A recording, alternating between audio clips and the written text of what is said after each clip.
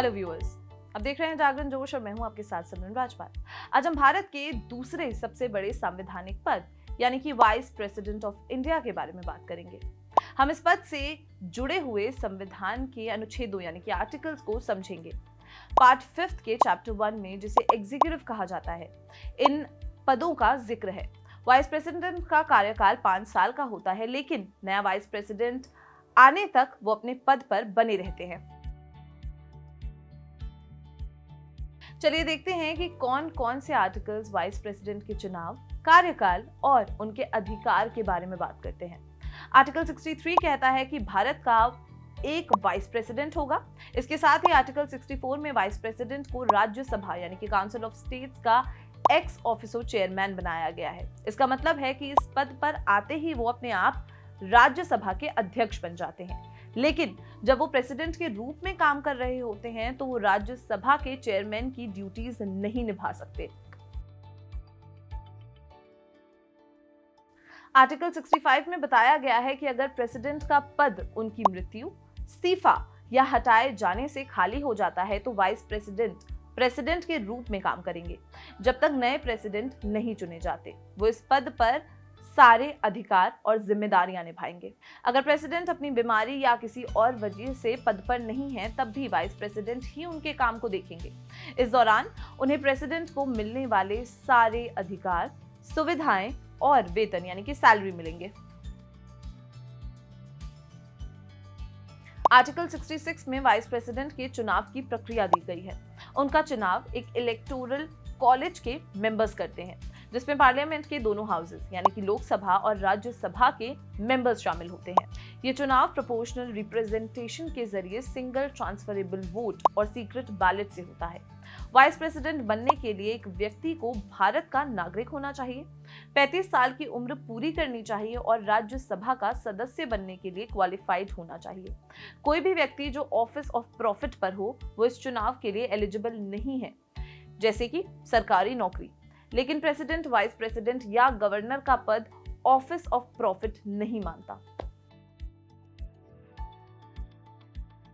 Article 67 कहता है कि वाइस प्रेसिडेंट 5 साल के कार्यकाल के लिए पद पर रहते हैं, लेकिन इसके कुछ नियम भी हैं।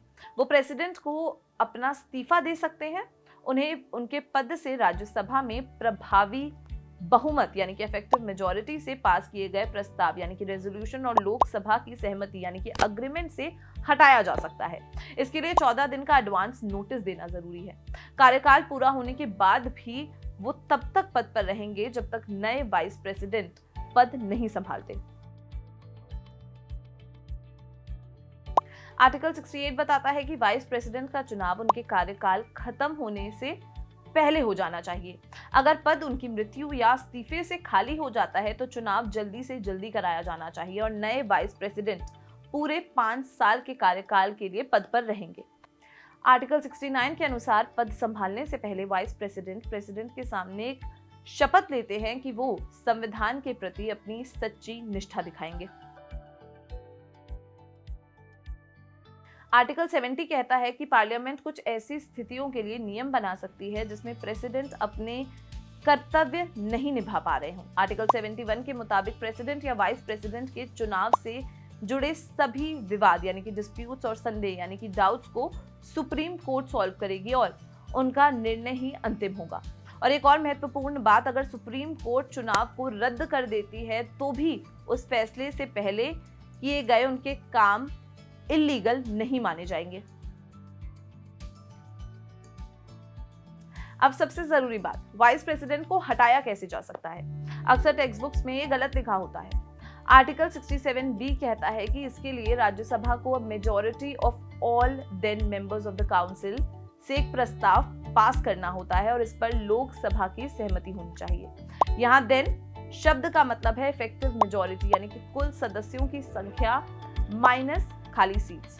ये एब्सोल्यूट मेजॉरिटी से अलग है। अगर राज्यसभा की स्ट्रेंथ 245 है और 45 सीट्स खाली हैं तो 200 मेंबर्स का मेजॉरिटी यानी कि 101 मेंबर्स की सहमति चाहिए। प्रेसिडेंट को हटाने के लिए स्पेशल मेजॉरिटी कुल स्ट्रेंथ का 2/3 चाहिए होता है, जबकि वाइस प्रेसिडेंट के लिए राज्यसभा में इफेक्टिव मेजॉरिटी और लोकसभा में सिंपल मेजॉरिटी से काम हो जाता है।